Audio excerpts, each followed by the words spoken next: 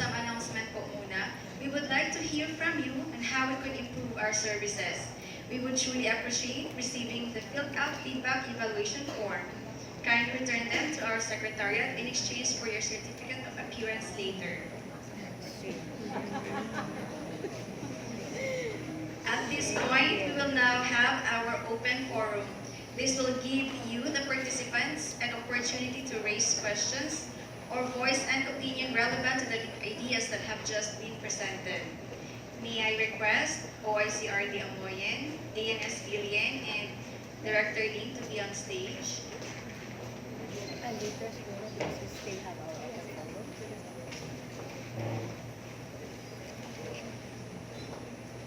Before we proceed, may we request to those who will be asking questions to kindly state your name and organization, and who among our speakers would you like to answer their question? Also, due to a limited time, okay lang po ba if we accommodate 2 questions per column? With our current setup po, we have 5 columns. So, column. One. Yeah. So, we will start with my farthest left. Doon po. Sa pinaka Table? left na group. Wait. Do you have questions po?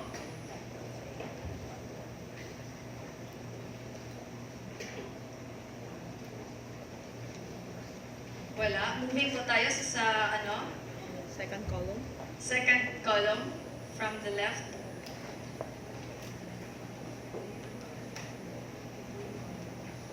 Going once. Going twice. Okay po. Third column, PSA group. Walang question. Okay. Dito po tayo sa fourth column, si Miss. Yes, ma'am. Please. Good morning, everyone. My name is Nicole Borlas. I'm from Mindanao Times. I have 2 questions for Ma'am Wilma. First question is that why is the term rich not used in poverty estimation? And secondly, due to several factors, as you mentioned earlier, there is a slow dissemination of data. Is there a way or any plan on making it more efficient or faster?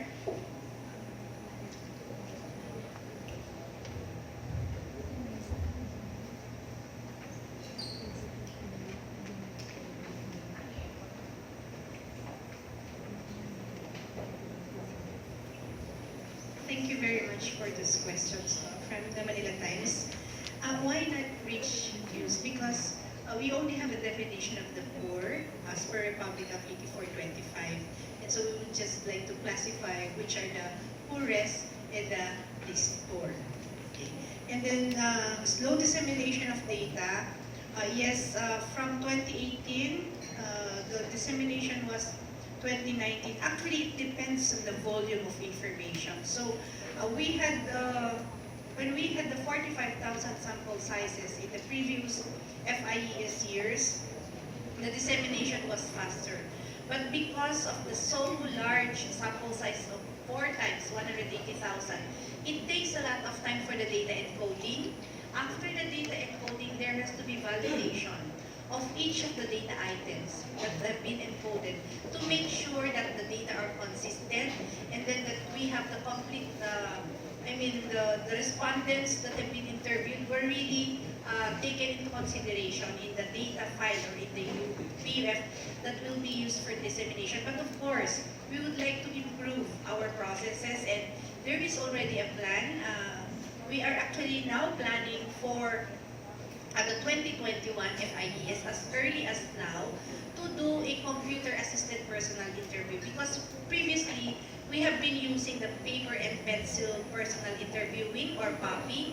Now we are moving to computer-assisted personal interviewing or copy, and when we use the copy, we will lessen the time for the data encoding, because the tablets will now be used in the interviews, in the data collection, and there will be no need to encode the data. So that takes about 1 to 2 months for the data encoding, and then it will go undergo validation. We will be able to cut the time when we go for a copy of the FIES in 2021. Thank you, ma'am. Next question po, this is for Sir Pipito. Sir, with regards to higher poverty threshold, is it because of higher prices or higher purchasing power? Yeah, in reference to the high threshold, it refers always to the prices, high prices. Okay, sir. Pero does that, hindi ba yan ibig sabihin na nag-increase ang purchasing power ng mga tao? No, hindi kasi the purchasing power is always based on the prices. Then, as to the threshold, sa prices talaga tayo mag-base. Okay pa. Last question po, this is for Director Lim. Ma'am, Lanao del Sur is the poorest province, right? What is Nanda's thoughts about it? Kasi we heard na, di ba, Minda, especially in Taraca, they are planning on having a solar irrigation, and aside from that, meron din yung water project. What is the thoughts of Nanda when it comes to trying to alleviate Lanao del Sur from poverty? Well, it's not part of the presentation earlier. We all know that Lanao del Sur is part of the Bangsamoro, Bangsamoro region in Muslim Mindanao. But given that, we of course are concerned with this at the poorest province as for the result of the poverty estimates. It is now up to the, first of all, the local government, the provincial government of Lanao del Sur to look into the resources that are available in the province so that this may be developed. We could recommend the profiling of the poor so that appropriate interventions can be implemented to actually reach those who are needy. So, if you profile the communities of Lanao del Sur, basically they are farmers and also fisher folk. They have a big resource there, the Lake Lanao, which is also, by the way, the source of the hydroelectric power for northern Mindanao and the rest of the Mindanao Peak. So, Maranaos are also known for being entrepreneurs. These are the probably the considerations that local planners and even the national government may consider in crafting appropriate interventions to lift the constituents of Lanao del Sur out of poverty. Thank you. Thank you. Next question po. Wala na. From the farthest right. You have a question po? Sa inyong column. Si Sir. Yes po, Sir. Yes po, Sir.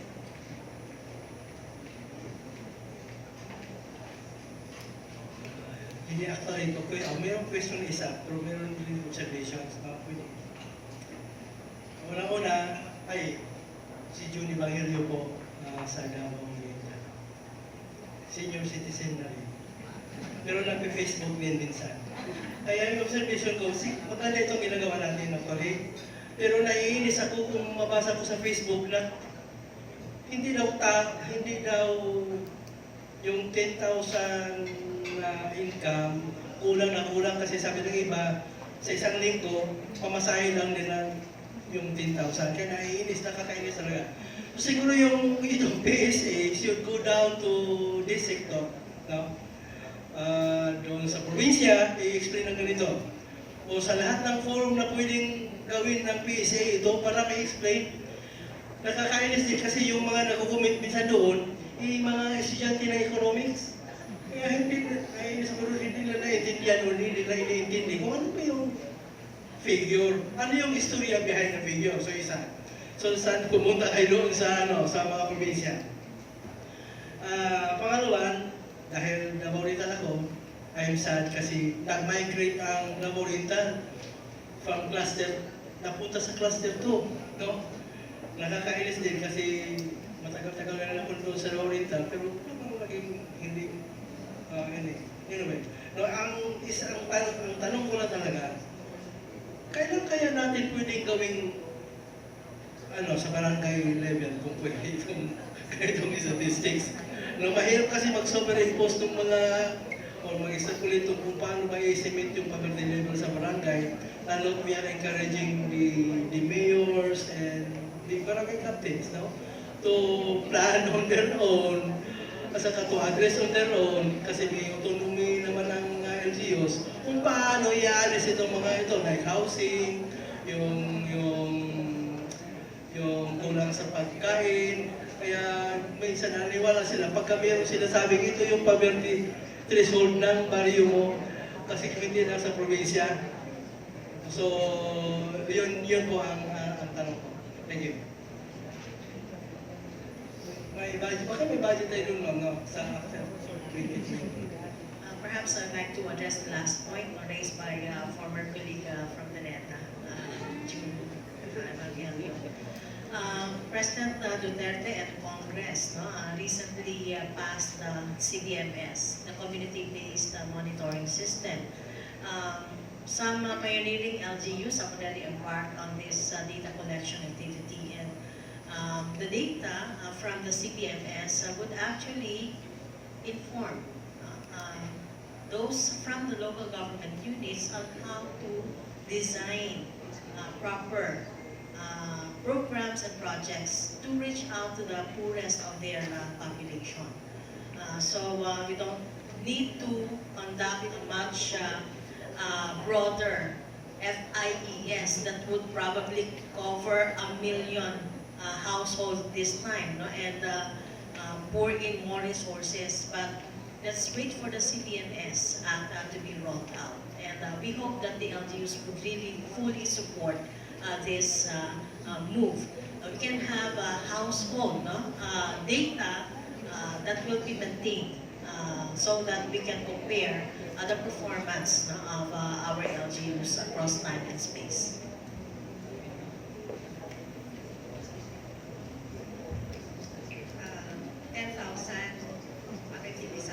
So we have already shown you how we came up with the 10,000.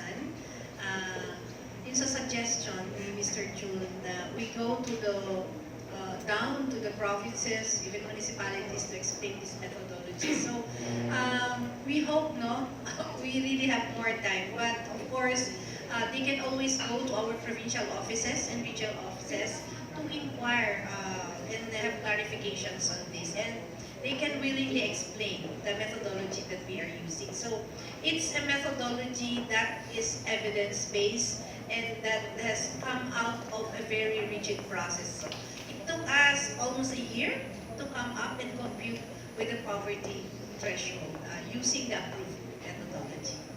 But we are going to review this one because we all know that expenditure patterns of the Filipino peoples have already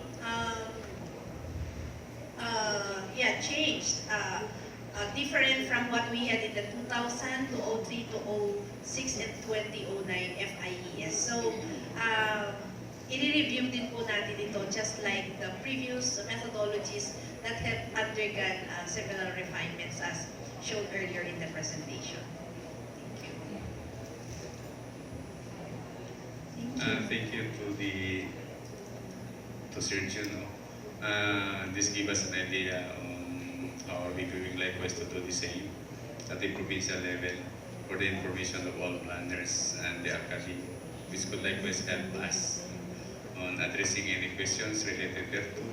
And still, certainly it is still subject to the availability of funds. Pag meron, okay lang. Yun ang talaga.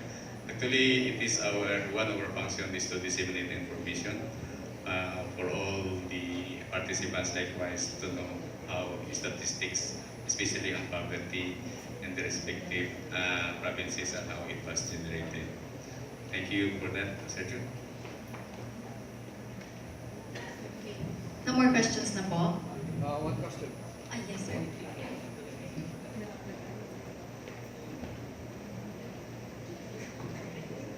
Ay, buntag ka na itong tanan.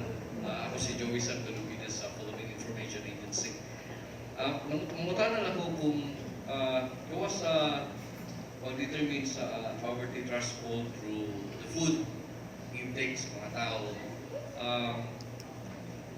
data that would say we are also pulled down where poverty is also widespread in our region because of insurgency.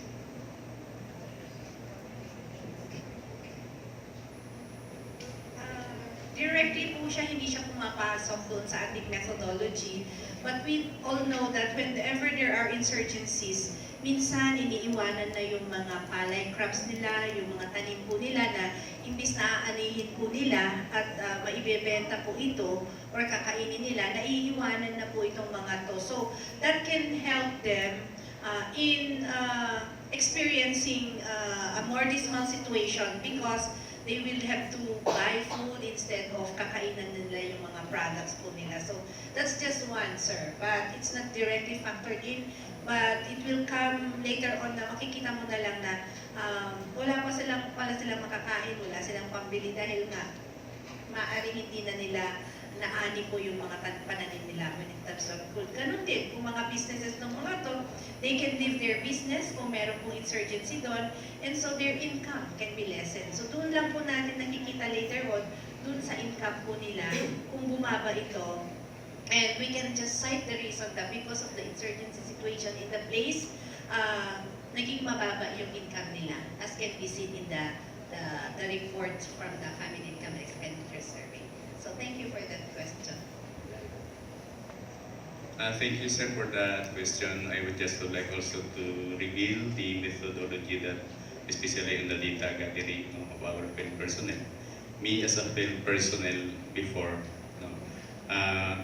the methods that we are going to do before going to the enumeration areas or to the barangay itself, we need likewise to coordinate with the barangay officials in reference to the peace and order situation. If there are affected areas in one of the barangays, say for example it is an enumeration area, we don't go to that enumeration area. We will change our plan to go on areas na walang problema doon sa peace and order. We know so much that peace and order will not last for a month, no?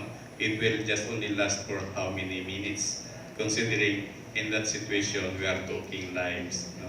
Wala naman siguro both parties na gusto maubos lahat yung pirsa nila, di ba? Ganun man yun. Pag once the area is already when there is already peace in the area, that's the time our enumerator is instructed to go to that area in coordination with the barangay officials. So ganun po kami nag-gather ng data, and likewise in most area na talagang mahirap pasukin, may mga nagtatanong from the other groups. Ang sinasabi naman namin that we are not involved in national defense.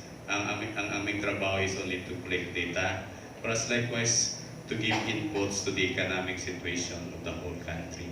Kung ano man yung ipinaglalaban ninyo, hindi po namin yung kausa. It's not our cause. So ang sa amin lang, sana tulungan nyo kami para for us to be able to have the data is very important, especially in the economic and social standing of every Filipinos. Ganun po yung ginagawa namin. Kaya so, on other na groups, mahirap pasukin, pero kami naman naghahanap ng paraan para makapag-interview at maka-interview at for us to be able likewise to have data from our respondents. Ganun po yun. Kagaya ng taga-media, kahit mahirap pasukin, still we need to go through dahil dun sa trabaho.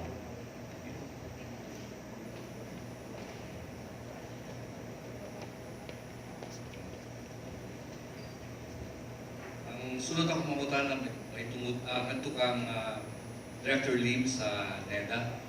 Ma'am, we just want to give the Filipinos a glimmer of hope, lalo na sa Davao region. Ano yung mga growth drivers na nakikita ninyo in the next maski 1 year or 2 years to come na pwedeng tutulong para aasenso tayo dito sa Davao region? Yes, based on our assessment, no, and also our projections for economic performance of Davao region until 2022, well, of course, we have a construction industry, no? Consistent with the Build program, there are a number of big ticket projects that would be implemented beginning this year until 2022 and beyond. So this infrastructure projects would certainly employ probably several thousands of workers. And of course, we see the continuing uptick in the ICT, BPO sector. We still have also real estate development, retail, no? And tourism services. Although we see that the market is quite tense because of biosecurity concerns right now with the novel coronavirus that will dampen perhaps tourists from coming in. We have heard the declaration of ICAPOS already that there is temporary prohibition of foreign tourists coming to the island. But we are hoping that it's a temporary setback. So of course, the rehabilitation activities for the earthquake affected communities, particularly in Davao del Sur, that will certainly buoy up the economy. Our primary sector, agriculture, that's still one of our growth drivers. Bananas, still our top export commodity, followed by coconut and other byproducts of coconut, pineapple as well, mango. So these industries will drive the growth of Davao region over the next 3 years. Thank you.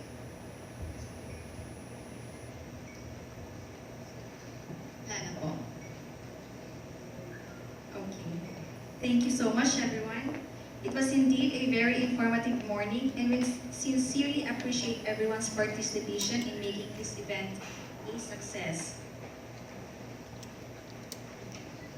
At this juncture, we would like to give our token of appreciation to our guests, ANS Wilma A. Guillen and Regional Director Maria Lourdes D.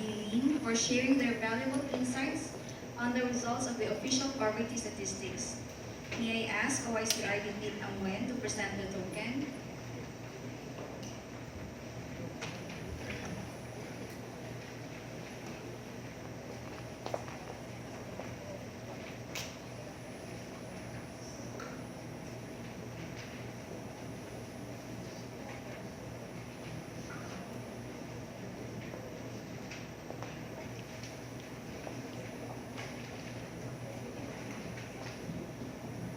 Okay, let me read the citation. Philippine Statistics Authority, Regional Statistical Services Office, Davao Region. Certificate of Appreciation is presented to Wilma A. Guillen for sharing her invaluable contribution as resource person during the Regional Data Dissemination Forum on Official Poverty Statistics, held at the Abo View Hotel, Davao City on 31st January 2020, given this 31st day of January 2020 in Davao City, Philippines. Signed, Pipito D. Amoyan, Chief Statistical Specialist, Officer in Charge, Regional Statistical Services Office 11.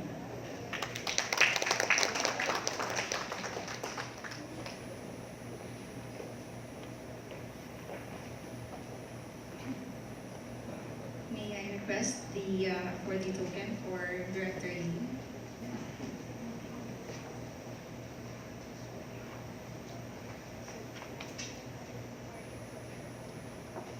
May I request Arlene?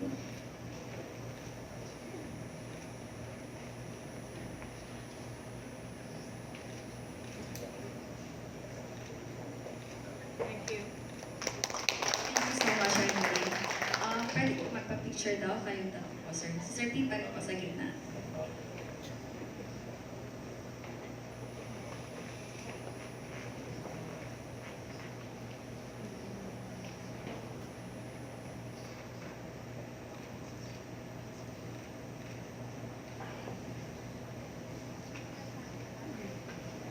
Okay na po. Thank you very much. A group photo with everybody? Ah, yes po. So, parang selfie dito tayo. So, bababa po sila. Dali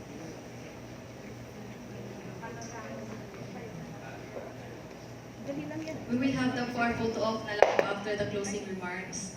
Opo. Oo. Okay po.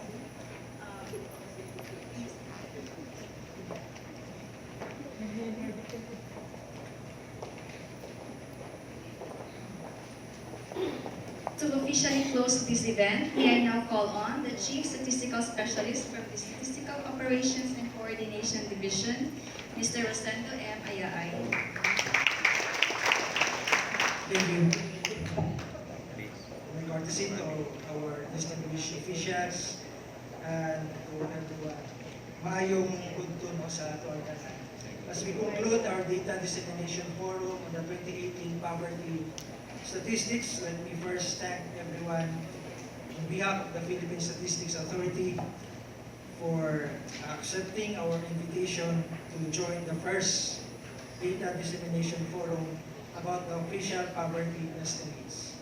We hope that we have provided you with information that are vital in your respective planning, targeting, and poverty reduction undertakings.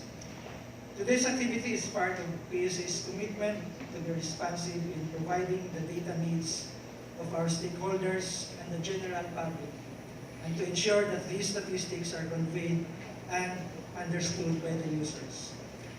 As our country strives to end poverty in all its forms, we also endeavor in the PSA to generate and produce statistics that serves as basis in monitoring, programming, and planning. Again, let me reiterate, as mentioned earlier, that the PSA also generates poverty statistics for all the municipalities in the country using small area estimation. We also provide information pertaining to the disadvantaged or marginalized sectors of the society through the release of poverty statistics on basic sectors. And that is also every 3 years. And recently, we released a national level multi-dimensional poverty index. So we hope that each LGU, agency, and the different entities that are here today will utilize the official poverty data in crafting programs that will uplift the conditions of many Filipino individuals and families who are still confined in this global problem. It is our hope in the statistical community that official data are being used by the policymakers, program managers, and various stakeholders. As we always say, better statistics, better decisions, and better society. Once again, maayong utos sa taon.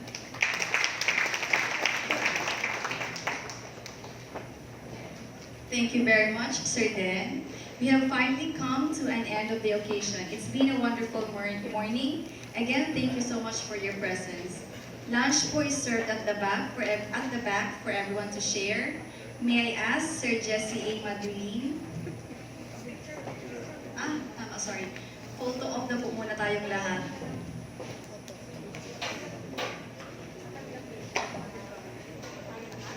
Diyan, parang set, may mag-set.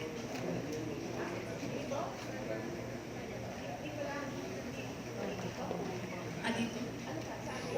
Baka saan?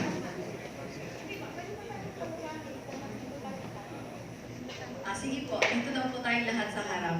Okay po. Yes, ma'am.